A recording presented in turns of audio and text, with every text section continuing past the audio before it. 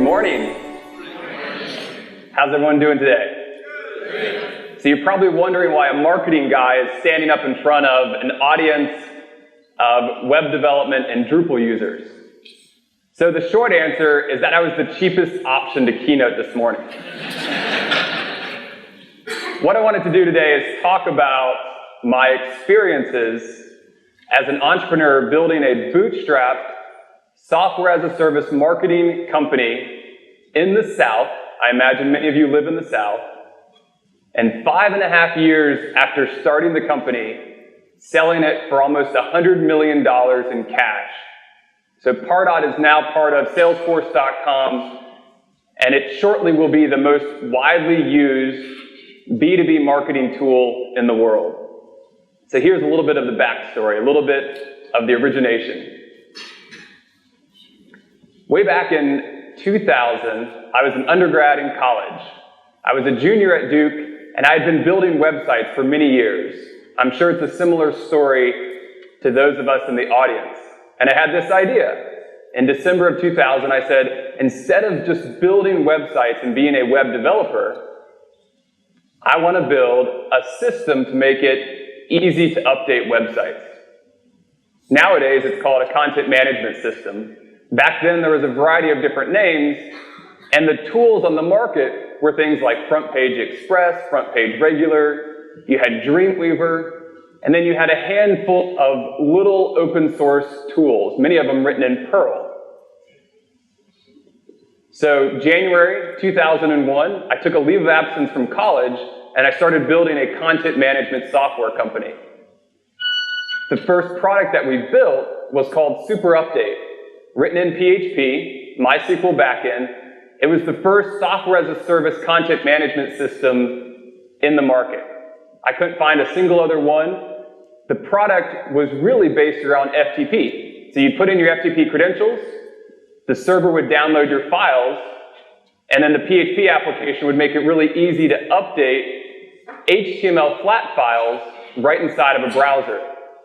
You'd hit save in your browser, and behind the scenes, the Super Update server would then FTP the file back to your server. So we were doing software-as-a-service content management in January of 2001. Fast forward a couple years, we realized that the small business market was too difficult to tap into at that time. We didn't have any venture capital, we didn't have any money. So I licensed that product to a publicly traded company out of Texas. They had a product called Qt FTP. Does anybody remember Qt FTP? So Qt FTP at the time had 1.2 million paying customers, and we licensed the Super Update product, and they rebranded it, added some functionality, and they marketed it as the pure CMS product. I took the money from that licensing agreement with GlobalScape, I shelved the first product, and then I started building a completely new product from the ground up called Cascade Server. And so Cascade Server was a mid-market content management system. We launched it April 15th of 2003 at the Internet World Show in San Jose. We launched the product, we won the Best of Show award, as voted on by the writers at the show for the best website design or management tool, of which content management was a subset. And so thinking to myself, great, we won this awesome award, the product must be brilliant, we're going to sit back and just let customers beat a path to our door. Needless to say, nobody showed up. We didn't sell any of the product. We weren't doing any marketing. We weren't doing any sales. And so my first real lesson learned after the lucky experience of licensing the first product was that even if you build a great product and the media and journalists say it's awesome, it doesn't mean that it's going to be easy to sell. So I retooled. I said, great, we've built an awesome product. Let's figure out how to build a customer acquisition machine. So I personally retooled. I jumped into pay-per-click ads. At the time, there was this company called Google that wasn't even publicly traded yet. These things called AdWords and PPC was starting to take off. And so we could go buy content management software as a PPC search term for only $1 a click. So I put some money into pay-per-click ads, we generated leads, and over the course of 12 months, the year 2004, we signed up 6 different customers, of which 2 of them were universities. We signed up Eckerd College in Florida and Yavapai College in Arizona. Now, 2 out of 6 isn't statistically significant, but I felt that the university market made a lot of sense for this content management software product that we had. So not having any resources, I did the next logical thing, which is I hired interns to start cold calling for me. So I went to Barnes & Noble, I got one of those big books that listed all 4,160 2-year, 4-year public and private schools in North America. I cut the book in half, and I gave one half to one intern, and I gave the other half to another intern. And their only job was to cold call every single college and university in North America, calling on the webmaster, calling on the director of university relations, the office of communications, the VP of IT, anybody that would listen to us. And so we slowly built up this customer acquisition machine that was almost entirely driven by cold calling. To date, we've sold over $10 million of this content management software to universities. And it all started with 2 interns in Atlanta cold calling colleges. So just because you build a great product doesn't mean that the market will beat a path to your door. Fast forward a few years, 2007, I personally saw the rise of open source software within the content management space. Obviously Drupal, WordPress, many other open source systems were creating a lot of buzz. They were creating a lot of noise in the content management market, especially within the university and college setting. So as an entrepreneur with a nice small business, 25 employees from Hannon Hill, I wanted to create the next thing. I wanted to get ahead of the curve. And so the market opportunity that I identified is what is now called marketing automation. So in 2007, I recruited a classmate of mine from Duke, and we began working full-time on Pardot. Pardot at its core is really simple. It combines email marketing, landing pages, site search, lead scoring, lead grading, forms management, CRM integration, drip programs, automation rules, and a few other modules. But this idea is that in the business to consumer marketing world, there were all these great tools, Google Analytics, but these tools focus on the macro marketer. Things like hits and visitors, entry and exit pages, geographic distribution of your traffic. As a business marketer, I wanted to know about my individual prospects and what digital fingerprints they were leaving all over the website, what emails they were opening, what links they were clicking, what tweet links they were clicking, what white papers they were downloading, what forms they were filling out, what free trials they were signing up for. Nowadays, it's commonplace, but if you rewind 6-7 years, this was all way ahead of the curve. So March of 2007, stopped working on my content management software company and went all in on this idea of business-to-business marketing software. Having one universal cookie for all these different modules, as opposed to having a variety of disparate systems, which was the traditional approach to business marketing online. So 2007, I was blissfully ignorant in that I thought there was nobody else doing this kind of product in the market. We jumped in head first. 6 months into building the product, we realized that there were several competitors out there. Companies like Eloqua, companies like Active Conversion, companies like Manticore Technology. Interestingly enough, those guys had been in business for 6 or 7 years already by late 2007. The market for marketing automation didn't really start taking off until 2010. And so from a timing point of view, we got really lucky in that our timing was perfect. We were 3 years in advance of the market exploding, such that going from 2007 to 2010, we were able to build a great product, a great team, a great foundation, such that when the market hit, we were still fresh. We still had a lot of energy. We weren't worn out from being in business for 10 years doing the same thing, whereas our main competitors, all but one, they went to the side. They went out of business. And Pardot was in the right place at the right time for the explosion of the market. And so we rode that wave and created a real large, meaningful business in a very short period of time. So timing played a much more important role than I even imagined.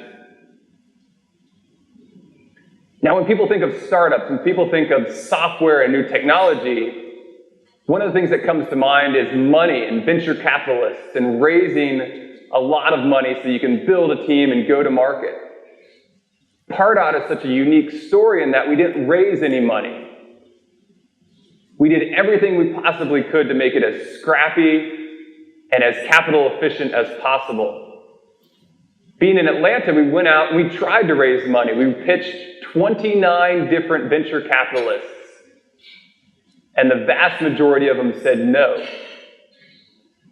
From a market point of view, Pardot was competing against heavily funded venture-backed companies. So some of Pardot's competitors, HubSpot is a great one. HubSpot has raised $104 million from venture capitalists. Marketo is a really strong Pardot competitor. Marketo's raised $107 million. And then you have Act-On Software, raised $45 million. Eloqua raised $44 million. Genius.com raised $60 million. The companies that Pardot competed against day in and day out had raised a collective $500 million in venture capital to go after this marketing software space, this B2B marketing automation opportunity. And little old Pardot in Atlanta with no venture capital, but a great team, an amazing corporate culture, and a wonderful product. The majority of the head-to-head competition that we went up against, we won the deal. And I'll talk a little bit more about why. One of the best things that we did is we focused in as tightly as possible onto our market. We define that market as companies with 20 to 200 total employees, of which 5 to 50 of those employees were in sales and marketing, with at least one full-time in-house marketing manager. So that was our focus. 20 to 200 total, 5 to 50 sales and marketing, and one in-house marketing manager. And then from a business point of view, we triangulated the 3 most critical attributes of the business. We would go onto LinkedIn, we would type in the company name, and we would look in LinkedIn to see if they had any salespeople listed in their employee base. We would go on their website, and we would click around their website looking to see if they had an email newsletter sign-up box. We wanted to answer the question, were they doing email marketing? And then the final item, we would go on to Google and we would search for their company name or their product category, and we would look to see if they had any Google AdWords advertisements. So the holy grail was companies that had salespeople that were doing email marketing and that were paying for ads to generate leads. By identifying those companies within our size audience, it was like shooting fish in a barrel. So going back to the Hand and Hill experience with the cold calling, we wrote some software to automate that process to find the ideal customers automatically, and then we hired an army of cold callers in Atlanta to just call on as many of these companies as possible that fit that criteria. So it's not rocket science, but we got really good at being scrappy and acquiring customers that had a very nice lifetime value for significantly less than the first year's revenues from the client. So if the client was paying us $1,000 a month, 12 grand for the first year, and the typical client based on renewal rates would stay with us for 5 years, we had a really nice lifetime value of the customer, and it cost us about $8,000. So paying $8,000 to acquire $60,000 of revenue with 80% gross margins makes for a really nice business. So really, really scrappy and efficient in our customer acquisition process.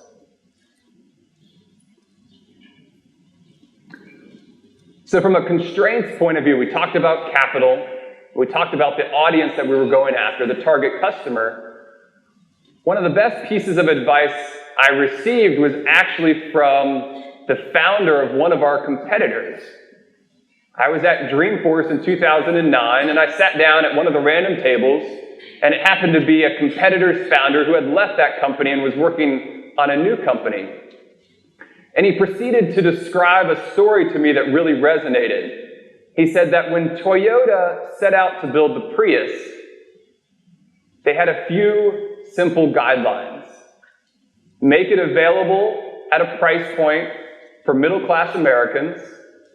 Make it so that it can hold 4 adults and go to the grocery store.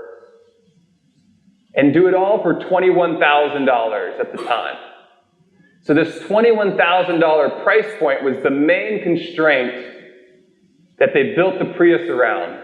We want to deliver a 50 mile per gallon car for 21 grand that can hold 4 adults and carry your groceries. So everything they did from a business point of view had that overarching constraint that it had to be available for $21,000. From a Pardot perspective, we took that story and we said, we want to build the absolute best business-to-business marketing automation platform such that a mid-level marketing manager can pay for the product on his or her credit card without having to get any sign-off from finance or anybody else in the organization. So that was our business constraint. The best product possible at the highest price point possible that still kept a very short sales cycle. Our average sales cycle from time of first interest expressed to closing the deal was 42 days. And we did that by building the whole business around this $1,000 per month price point. We found that the vast majority of marketing managers could put $1,000 on their credit card without having to get approval from anybody else. We could deliver a great experience, a great product, great onboarding, great support. We had an amazing engineering team, and we had this overarching constraint of doing it all in an amazing way for $1,000 per month. And so even up until time of acquisition, the typical customer was paying us only slightly more than $1,000 per month. And that constraint did amazing things for our decision-making process and how we built the business behind the scenes. One of the next things that we did, being a scrappy upstart from Atlanta, is we took advantage of all the online chatter that existed around our customers. Right? So we would go scour the LinkedIn groups. We set up all the alerts around Google Alerts and Hootsuite for Twitter and Facebook. And so any and every time anybody online mentioned one of our competitors, regardless of whether it was positive or negative, we immediately reached out to them. If it was on Twitter, we would immediately respond to them. If it was a LinkedIn group, we would immediately respond to the thread on the forum. And so prospects would respond and say, you guys got back to us about our public inquiry, not even related to your product, faster than your competitor did. So if they tweeted about an issue with Marketo, or if they posted a LinkedIn group thread about Eloqua, we would respond answering their question or trying to help them out, even if it wasn't our product, faster than the company whose product they were using. And so that really set the tone for this responsiveness and providing great customer service. One of the things that Pardot is really well known for is having super smart, super nice people doing the support, doing the onboarding, doing the client advocacy. And we set that tone before they were even a prospect by helping them out with questions they had about our competitors' products.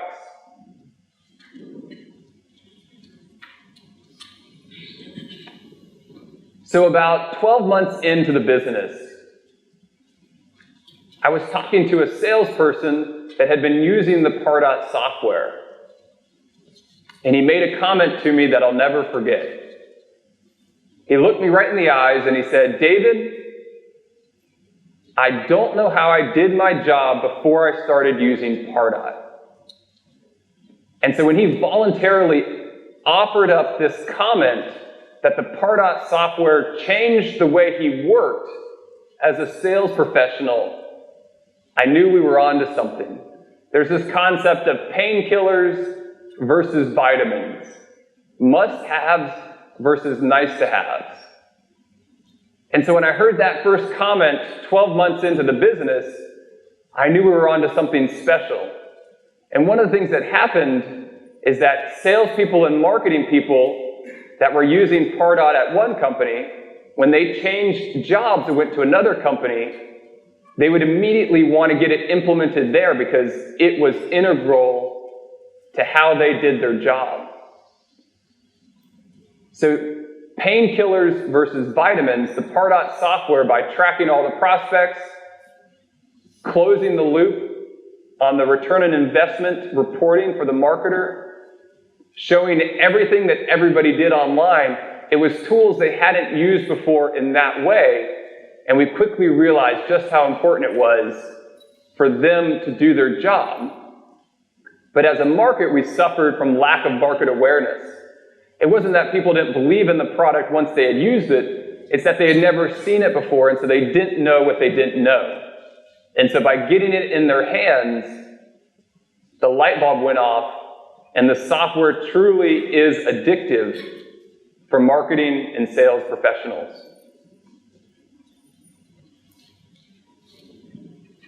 Two more items here. The second most important thing we did as a business is focus on doing one thing really well. Focusing on business-to-business marketing automation software for companies between 20 and 200 employees, 5 to 50 in sales and marketing, 1 full-time marketing manager in-house, already doing email marketing, already doing AdWords, and already having salespeople. And selling direct. So creating a relationship where we would talk to them on a quarterly basis or a bi-monthly basis. There's an interesting phenomenon. As the business becomes more and more successful, more and more requests would come in to white label the product. A big publicly traded company reached out to me and they said, "David, we've been using your product for our own sales and marketing, and we'd love to put our brand on it and sell it to our customers." I immediately said no. 3 weeks later, another publicly traded company reached out to me and said, "David, we've been a customer of yours for 6 months. We think this is very complementary to our software. We'd like to OEM it. We'd like to embed it within our software." I immediately said no. From a business point of view, we had so much more market opportunity. We had so much more growth ahead of us doing our one thing and doing it really well that I didn't want our team distracted by white label relationships, by OEM deals, by having other people resell our product as if it was their own. We were happy to have resellers that provided consulting services on top of our product, but we didn't want to take away that frontline customer relationship that we had with users of our system. So the more successful the business became, the more requests there were for me and my executive team to stop doing that one thing and doing it extremely well. So the final thought that I want to leave you with today is that there's only one thing you can control in your business. There's only one sustainable competitive advantage. You can't control the government. You can't control your competitors. You can't control the economy.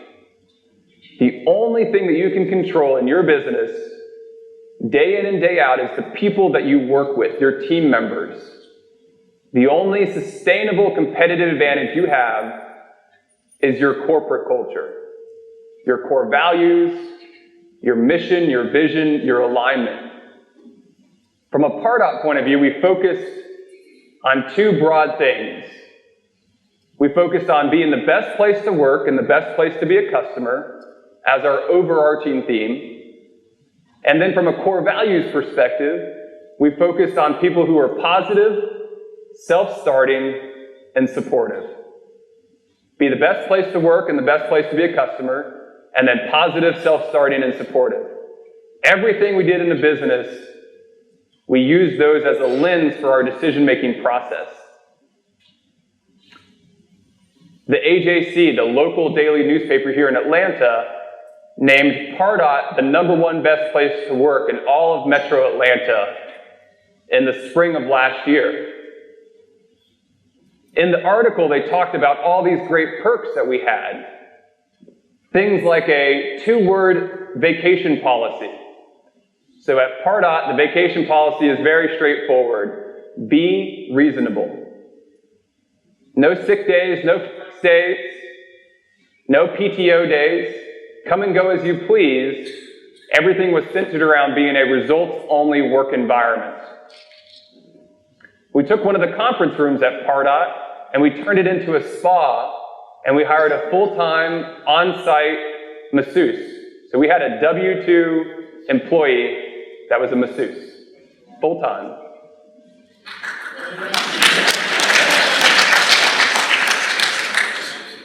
And we took it one step further. I said, what's one annoyance in your personal life that nobody really enjoys? And so at Pardot, we paid for 4 hours of house cleaning per month for every employee, administered by the company. So we would pay $1,200 per year per employee, and the company would take care of administering house cleaning. So from a business point of view, we had all these amazing perks and benefits, but they were all part of the physical manifestation of the fact that our culture was the most important thing that we could do as a business. Our core values, our people. And so the AJC article talked about all these great benefits, but at the end of the day, we could have the best benefits in the world, but if our team members weren't aligned at a core value level, it wouldn't matter. So the only sustainable competitive advantage is corporate culture. Now the follow-up question is, great, David, you won that award in spring of 2012. You sold the business in the fall of 2012. What happened after the new company acquired it? Well, I'm happy to say that Pardot again won the #1 best place to work in all of Metro Atlanta, even after being acquired by a large publicly traded company. And I think that's a testament to the core values and the people and the standards that we set around just how important it is to control the only thing that you can control. Thank you for your time today.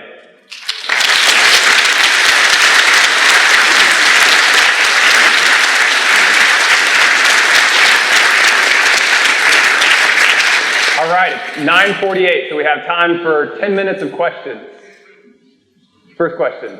What do you look for when hiring someone to have a lead?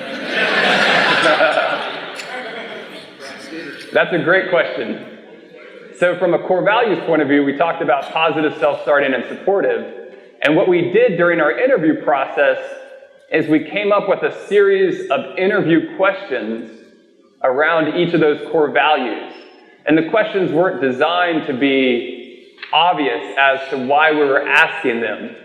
They sort of sounded like the run-of-the-mill type interview questions. One of the things that we did, in addition to having a question for each core value, is we also created culture check teams.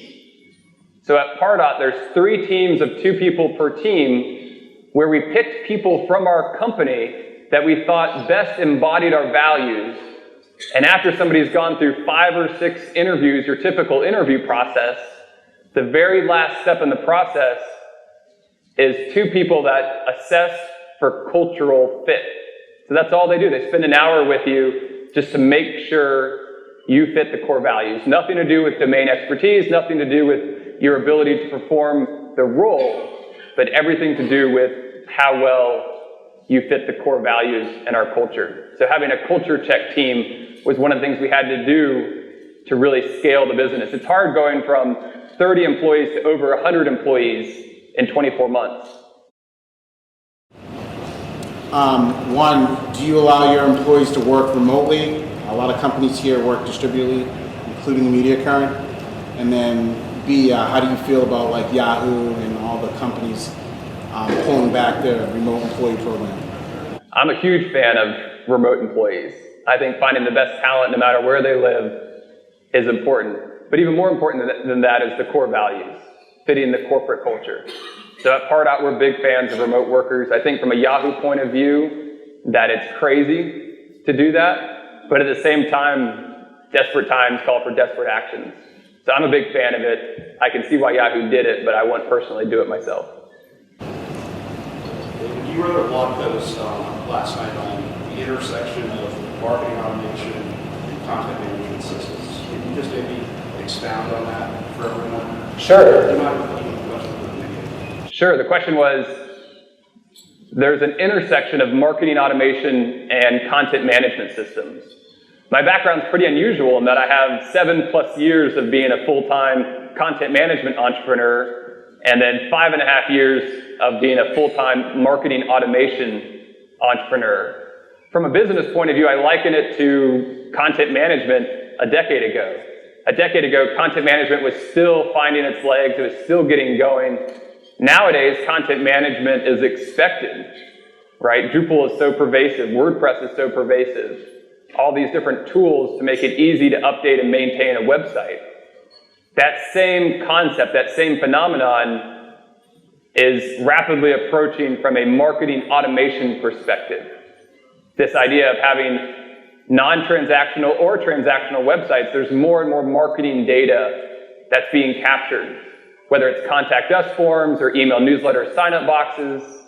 One of the more popular things that a lot of people don't think about from a marketing point of view is the proliferation of social sign-on on websites. So when you use your Twitter account, your Facebook account, your LinkedIn account, your Google Apps account to sign into a random third-party website, one of the biggest benefits that that third-party website gets is they get all of your personal attributes that you have shared through that service that you signed in with. So when you sign in with Facebook on a random website, they're getting a bunch of information about you that's in your Facebook profile, and that information is used for marketing purposes, hopefully.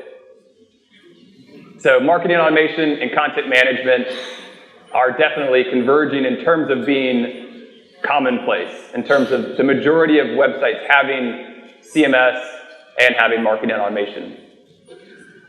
Next question.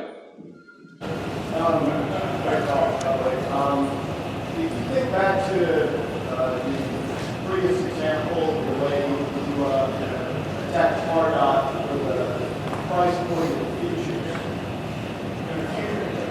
is it more important to focus on the price point and then drive the features to it, or choose the features if you were doing that again with one of your starting a new businesses, how would you keep that? Is that a dollar? So the question was, how does the price point of the product and the feature functionality of the product, how do they relate? Does the pricing lead the features, or do the features lead the pricing?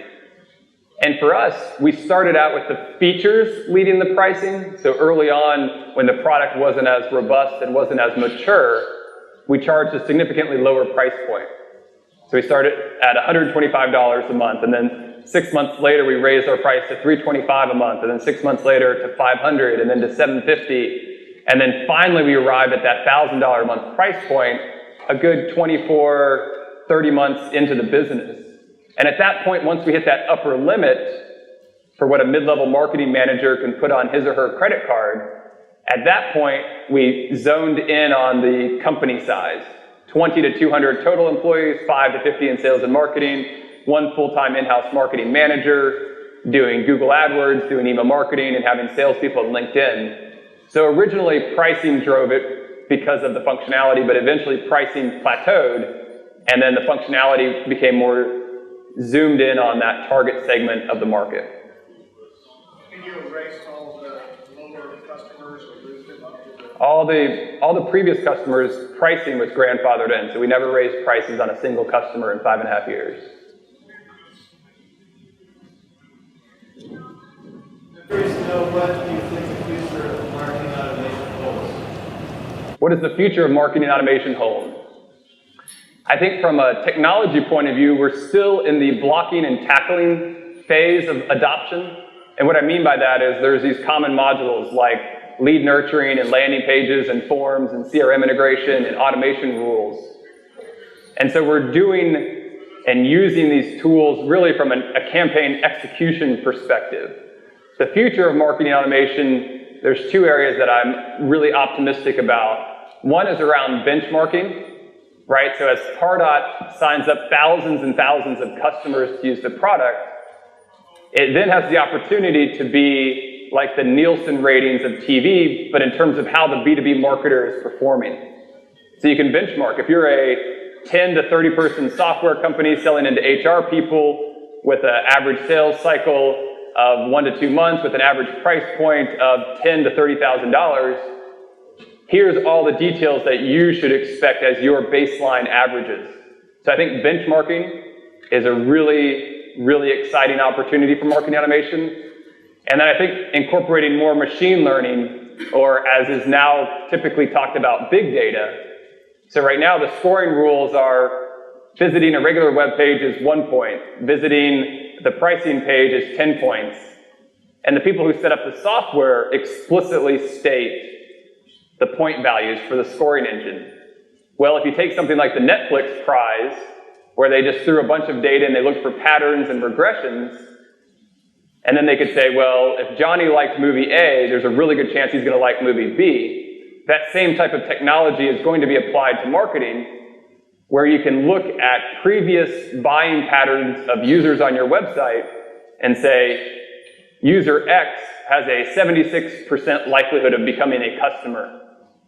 So going from a static scoring model to a truly dynamic scoring model, incorporating the propensity to buy value. So benchmarking and big data, I think, are 2 big opportunities for the future of marketing automation. Great. Thank you for your time today.